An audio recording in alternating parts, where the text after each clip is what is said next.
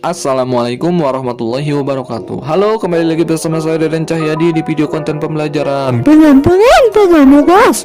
Dalam video ini tentunya saya akan membahas mengenai implementasi konsep, generalisasi, dan teori politik. Langsung saja ke bagian yang pertama, yakni implementasi konsep. Perlu kita ketahui terlebih dahulu bahwa pada dasarnya konsep-konsep dasar yang ada dalam ilmu politik, yang pertama ada negara, merupakan salah satu ruang yang di dalamnya ada masyarakat dan tempat untuk berpolitik. Yang kedua ada kekuasaan. Kekuasaan ini merupakan salah satu kemampuan individu atau kelompok untuk mempengaruhi individu lainnya atau kelompok lainnya. Yang ketiga, pengambilan keputusan, yang merupakan salah satu tindakan yang dilakukan dengan mengambil sebuah pilihan dari beberapa alternatif yang tersedia. Yang keempat, kebijakan umum. Kebijakan umum ini adalah berbagai keputusan yang tentunya diambil oleh para pelaku politik. Dan yang kelima, pembagian. Pembagian ini merupakan salah satu pembagian dan penjatahan dari nilai-nilai dalam masyarakat yang ditekankan bahwa pembagian selalu tidak merata, sehingga timbullah sebuah konflik. Lantas, Samsul pun bertanya, menurut siapakah itu?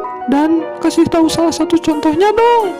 Bagus sekali Samsul, itu menurut Miriam Budiarjo. Dan saya mengambil salah satu contohnya deh, yakni kekuasaan.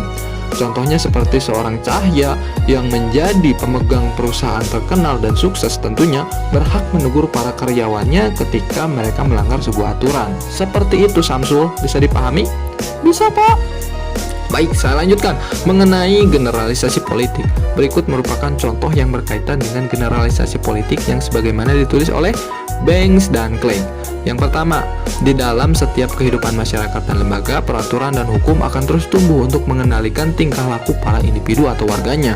Biasanya penguasa akan menangkap mereka dikarenakan mengalami salah satu jenis hukum atau karena melanggar hukum.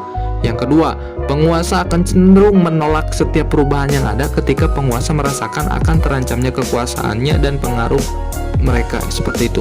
Yang ketiga, perlu kita ketahui bahwa konflik akan timbul ketika individu atau kelompok mempunyai tujuan yang saling bersinggungan, atau bisa dikatakan bahwa mengartikan hukum secara berlainan, seperti itu. Dan yang terakhir, yang ketiga, yakni teori politik. Saya ambil menurut Thomas P. Jenkins, yakni beliau membedakannya menjadi dua. Yang pertama, teori normatif. Dalam teori ini mencakup teori-teori yang mempunyai dasar moral dan menentukan norma-norma politik, diantaranya filsafat politik, teori politik sistematis, dan ideologis politik. Seperti itu. Yang kedua yakni teori fenomena. Dalam kelompok teori ini menggambarkan dan membahas berbagai fenomena fakta politik dengan tidak mempersoalkan norma-norma dan juga nilai.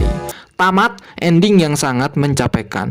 Mungkin hanya itu ya yang ingin saya sampaikan, karena saya udah ada janji sama Nya Geraldine mau latihan Zumba. Sekian dan terima kasih. Saya Deden Cahyadi pamit undur diri beserta kru jajaran yang bertugas mengucapkan terima kasih dan adios. Tarian penambah rezeki.